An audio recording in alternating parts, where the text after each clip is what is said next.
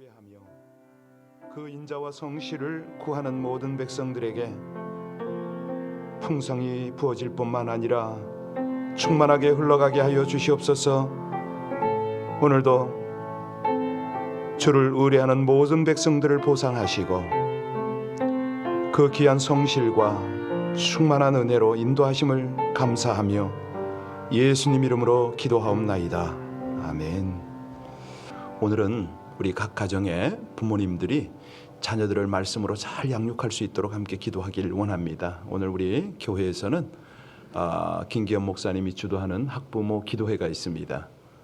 목적이 각 가정 안에 우리 하나님께서 주시는 말씀이 신앙이 계승이 되도록 그런 것들 아니겠습니까? 사실 부모들이 기대를 많이 해요. 교회 와서 우리 아이들이 변화가 되고 성숙되길 원하는데 사실 가만히 계산해 보면 우리 아이들이 교회 와서 보내는 시간은 1년에 60시간 남짓입니다. 주일날 1시간 남짓이죠. 그런데 집에서는 몇 시간을 보냅니까? 중요한 거는 교회 교육도 중요하지만 가정의 부모들이 직접적으로 신앙 교육을 하고 실천적으로 신앙을 살아내는 게 중요하겠죠. 네, 그렇습니다. 그래서 우리 함께 기도할 때 우리 부모들이 먼저 바른 신앙으로 특별히 아이들에게 하나님이 말씀하셨잖아요. 신명기 6장 4절로 9절에 내 법도를 가르쳐라 말씀하셨는데 신앙 계승이 잘 될 수 있도록 우리 교회가 이 주일학교나 또 학부모 기도회나 이 모든 것들을 통해서 그런 하나님의 은혜가 충만하게 흘러갈 수 있도록 우리 이민사회는 말할 것도 없고 우리 민족이나 모든 곳곳에 각 가정에 하나님을 경외하고 하나님의 충만한 복을 함께 계승시키도록 우리 합심으로 함께 간절히 주님 앞에 기도 올리겠습니다.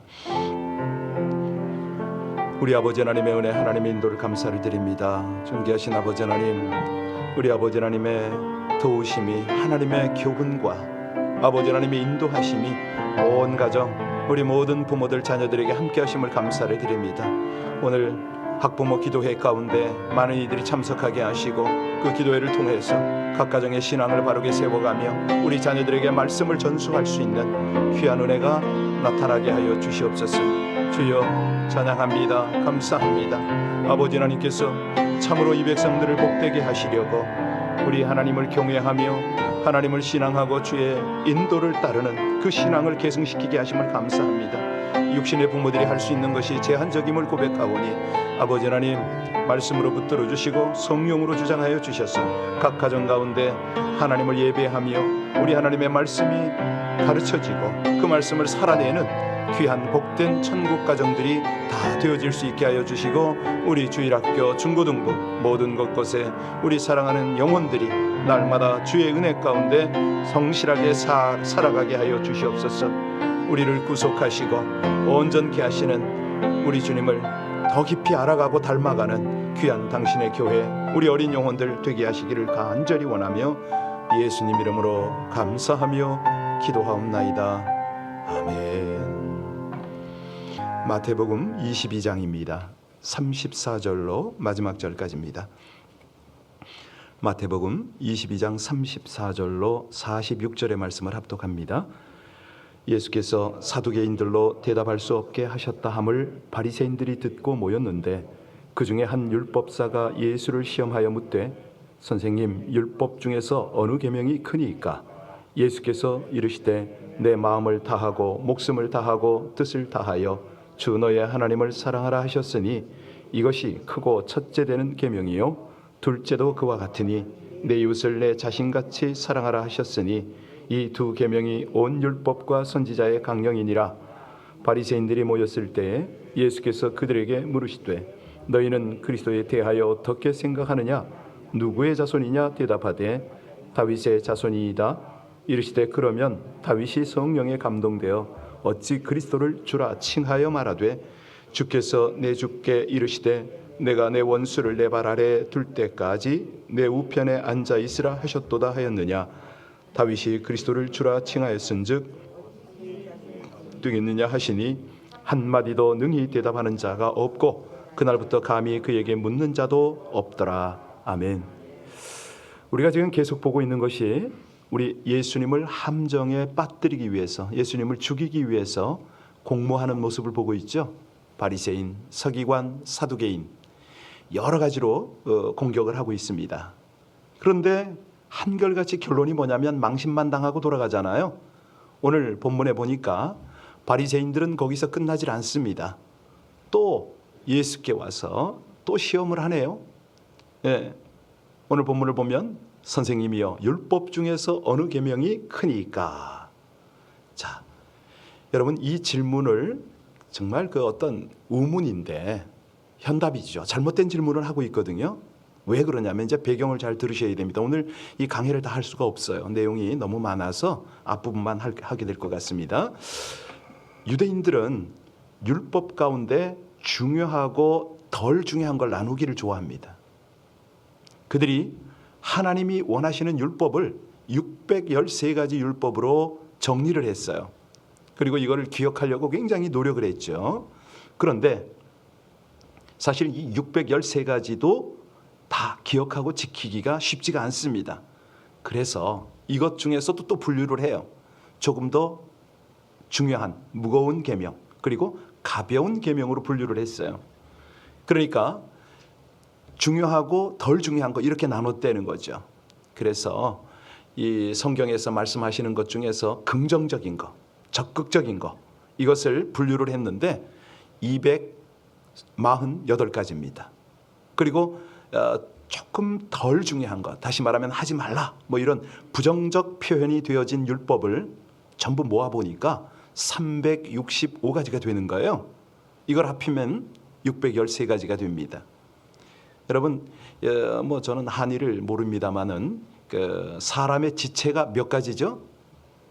우리 여기 전문가 교수님이 계신데 제가 이런 얘기해서 너무 민망한데 유대인 관점으로는 248가지라고 그래요. 눈, 코, 입 뭐 이렇게 따져가지고 자 그런데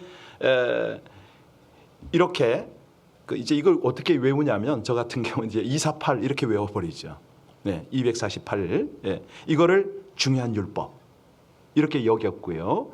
덜 중요한 율법은 1년으로 연결을 합니다. 365개. 이걸 찾아냈어요. 하라 248, 하지 마라 365. 자, 이렇게 인위적으로 나눠놨는데 문제는 다 지킬 수가 없는 거예요. 이거를 이제 신약 시대 와서는 어떻게 바꾸냐면 이걸 묶어요. 어떻게 묶냐? 의식법과 도덕법으로 나눕니다. 가령 의식법은 뭐냐면 이 제사 있잖아요. 구약의 제사 대표적인 5대 제사 기억하세요? 번제, 소제, 화목제, 속건제, 속죄제 뭐 이런 5대 제사. 자, 이런 여러 가지 의식들을 이제 폐하게 되죠. 왜? 예수님께서 오셔서 완성했기 때문에. 예수님이 대제사장이 됐고 우리 만민을 제사장 삼으셨는데 더 이상 이런 어떤 구약의 율법은 지킬 필요가 없다. 로마서 10장 4절에 분명히 말하잖아요. 그리스도는 모든 믿는 자에게 의를 이루기 위하여 율법의 마침이 되시니라. 그런데 이제 이걸 오해하는 사람들 많아요. 그래서 모든 법이 폐지된 걸로 생각하는데 그거 아닙니다. 의식법은 폐지가 됐어요. 그러나 도덕법은 여전히 유효합니다. 도덕법이 뭐죠? 살인하지 말라, 간음하지 말라, 도둑질하지 말라. 이 도덕법들은 우리 그리스도께서 오심으로 인하여 끝난 것이 아니고 십계명과 연결이 되는 거예요.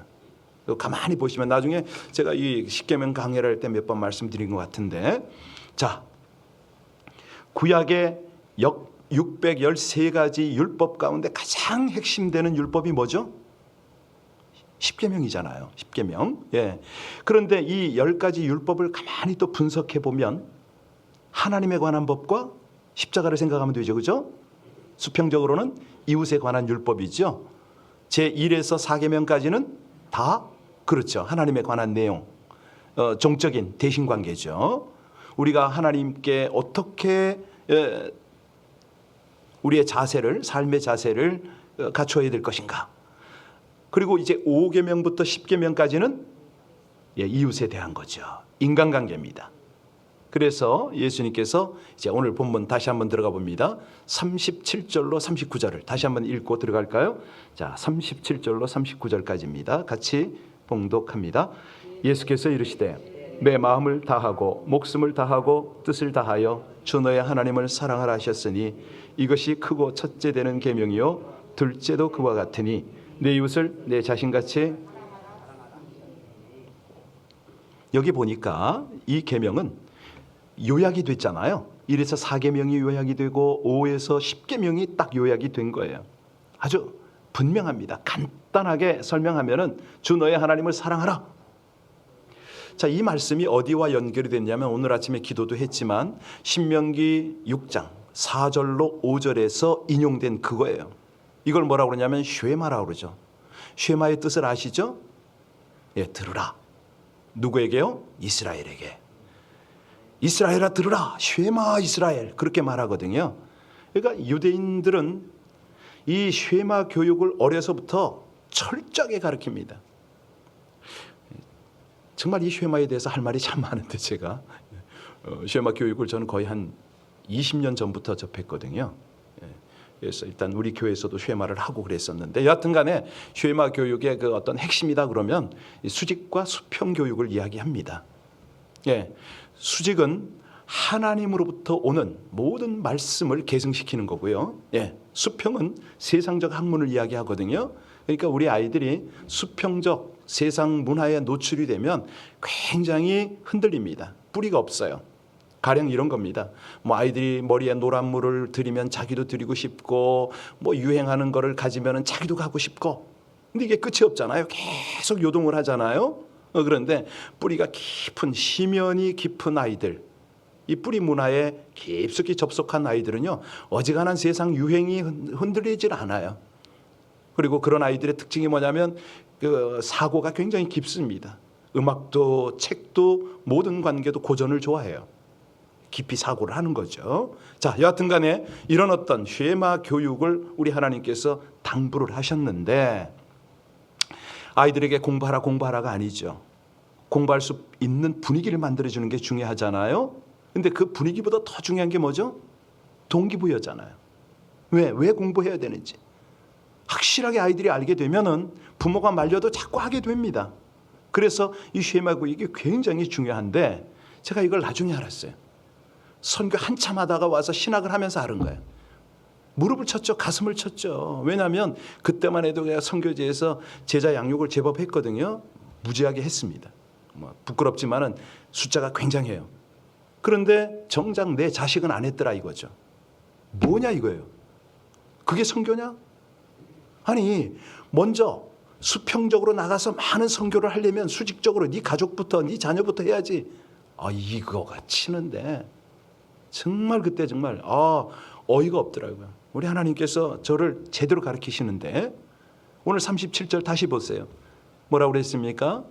예수께서 가라사대 내 마음을 다하고 뜻을 다하여 주 너의 하나님을 마음을 다하고 목숨을 다하고 뜻을 다하라.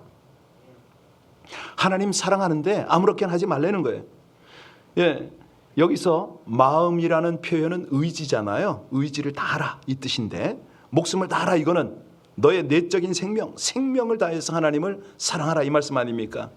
그 다음에 뜻을 다하라 지식을 다하라 이 말 아닙니까? 그러니까 우리의 전인격이 하나님을 사랑하라 이런 뜻이 되겠는데요. 마가복음에 보면 여기다 하나 더 추가합니다. 힘을 다하라 이 내용까지 나와요. 그러니까 힘을 다하라 이건 뭐죠? 육체적인 노력까지 하라. 마음과 목숨과 뜻뿐만 아니라 힘을 다하여 하나님을 사랑하라. 자, 그러면 우리가 오늘 이제 주제가 뭐냐면 실천이거든요. 어떻게 할 거냐 이제 머리로는 너무 많이 설교를 들어서 알아요. 성경 공부하셔서 다 아세요, 여러분들.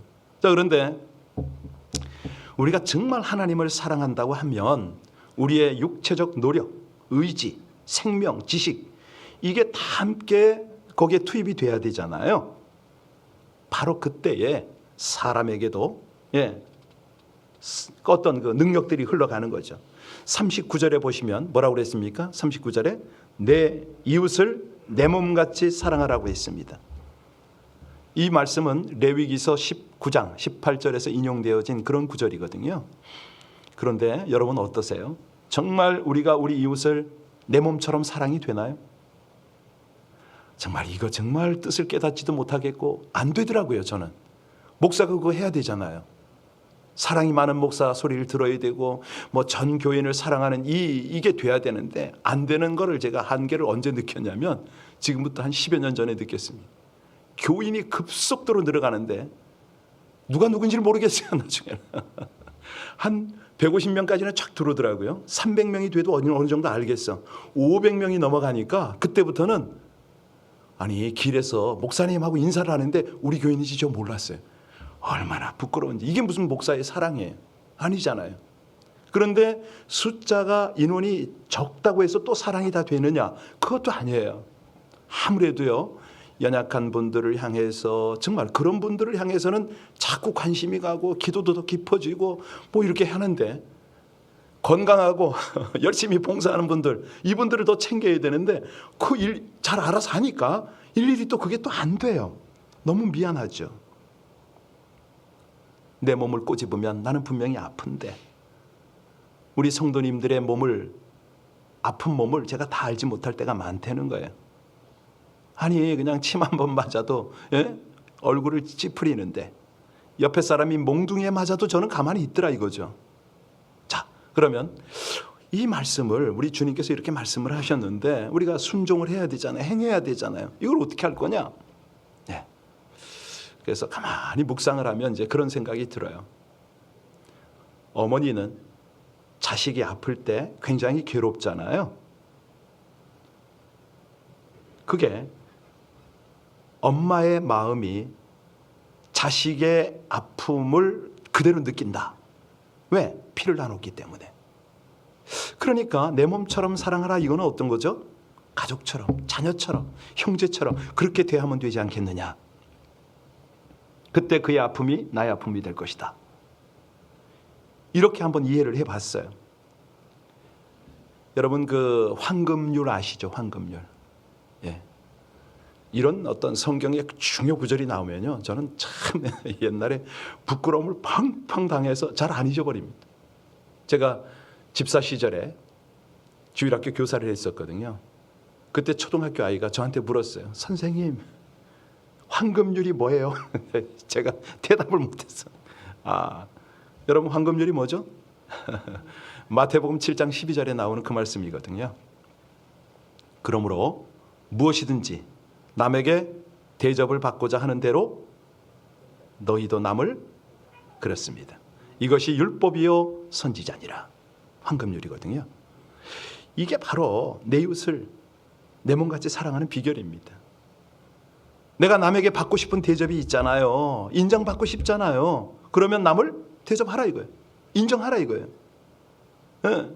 아니 남에게는 베풀질 않고 내 것만 챙기는데 그 사람이 어떻게 남을 대접합니까? 안 되거든요. 예.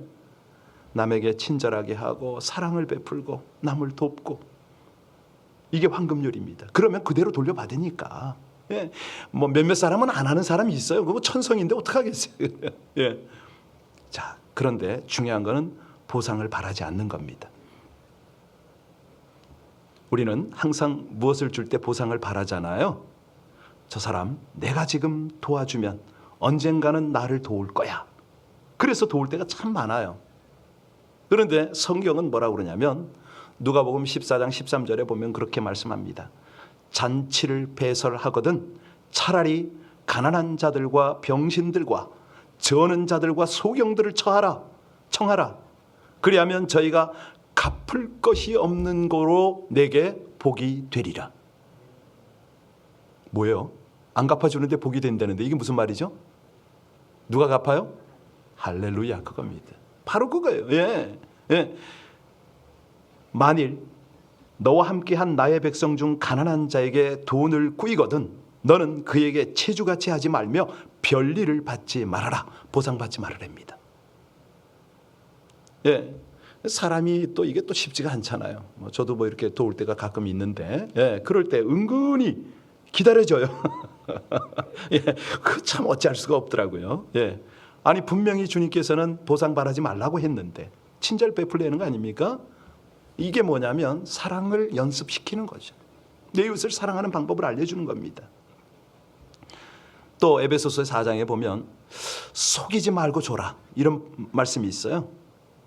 그런즉 거짓을 버리고 각각 내 이웃으로 더불어 참된 것을 말하라. 이는 우리가 서로 지체됨이니라. 좀 더 구체적으로 말씀드리면요, 자기도 함께 갇힌 것 같이 갇힌 자를 생각하고 자기도 몸을 가졌은즉 학대받는 자를 생각하라.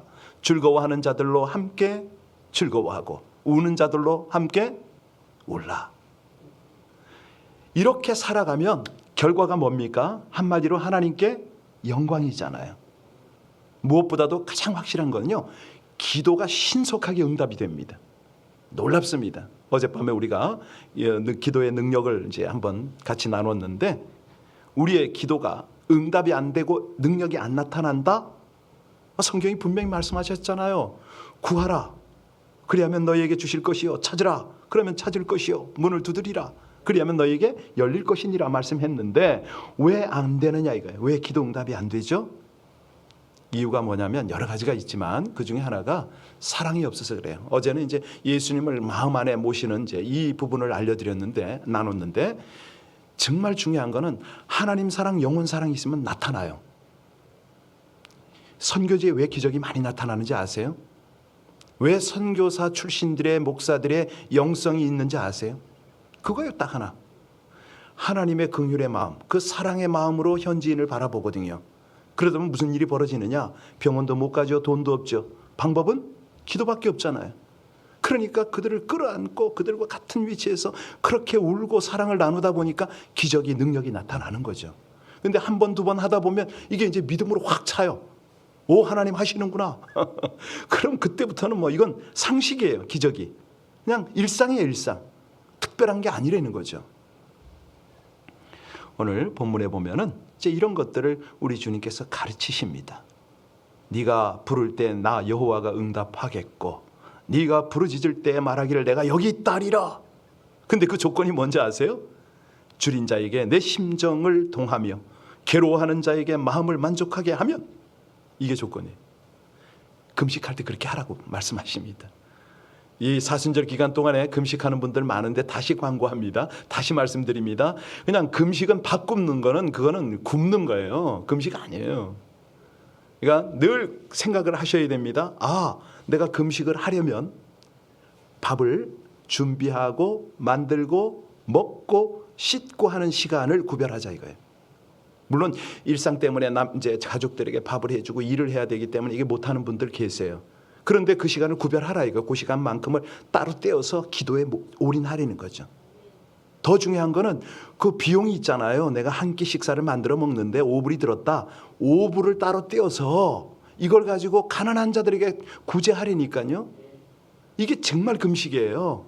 그러니까 이 어떤 그 전체적인 것을 아우러서 함께 하나님 앞에 자세를 바르게 갖추는 거예요. 그게 아니고 그냥 나 아침 근심에 다이어트인지 금식인지 누가 알아 그거. 아니 그리고 그 시간에 TV 보고 할 거 다 해. 그게 무슨 금식이에요? 아니거든요. 예. 그래서 금식을 할 때는 이사야서 58장 꼭 읽으셔야 돼요. 그거 읽으시고 그리고 그 말씀이 딱 삶에 그대로 적용이 되면 좋겠습니다. 금식도 하나님 사랑과 이웃 사랑으로 연결시키는 우리 하나님의 배려, 이거 꼭 아셔야 돼요. 아, 그래서 그럴 때요 응답이 되고 능력이 흘러가고 역사가 나타나는 겁니다. 예, 하나님 나라. 아이고 이게 또 거봐. 이래서 제가 오늘 다 못한다고 그랬는데 예, 자 오늘 여기까지만 하도록 하고요. 우리가 오늘 말씀을 통해서 배워야 할 교훈 크게 두 가지를 정리하겠습니다. 첫째, 남을 사랑하는 자. 그 사람은 율법을 다 이루었습니다. 율법은 사랑이잖아요. 예. 사랑하는데 못 지킬 법이 어디냐 이거죠. 다 지켜지는 거죠. 둘째는 하나님께 대한 사랑은 반드시 이웃에 대한 사랑, 동사로 표현이 되어져야만 한다. 왜냐하면 눈에 보이는 형제를 사랑하지 않으면서 보이지 않는 하나님을 사랑한다고 말할 수는 없다. 이것이 오늘의 결론이었습니다. 조금 더 했으면 좋았을 걸. 예, 기도하시겠습니다. 오직 은혜로 우리를 사랑하시는 하나님, 그 사랑 안에서 나도 귀하고 상대도 귀함을 깨닫게 하시고 서로 사랑하며 살도록 교훈하심을 감사드립니다. 제 안에 숨겨진 온갖 증오와 미움의 마음들이 제거되어 사랑의 삶을 살게 하여 주시옵소서.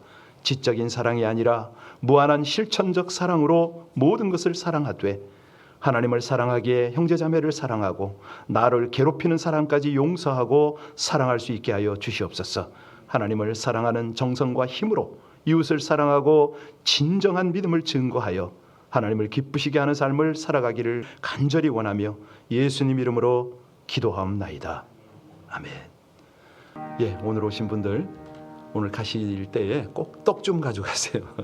하나님의 집은 떡집입니다. 말씀의 떡도 있지만 진짜 떡이 왔어요.